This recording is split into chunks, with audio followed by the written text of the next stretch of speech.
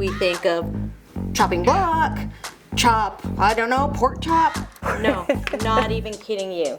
Chopstick. I am in yet another amazing studio tour with Joanne Defoe from ChopValue YYC.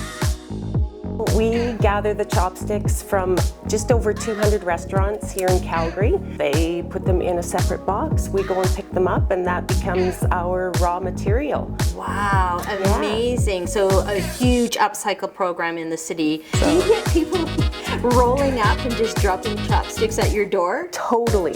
So where we're situated, we're about a block from a bottle depot. Sometimes I'm working Sundays and I'll see out the window and they come and they drop their chopsticks in our bin in the front, and then off to the bottle depot. So it's just becoming part of the recycling process and their weekly routine. Yeah. So it's so interesting, and a lot of times I'll run out and I'm like, thank you.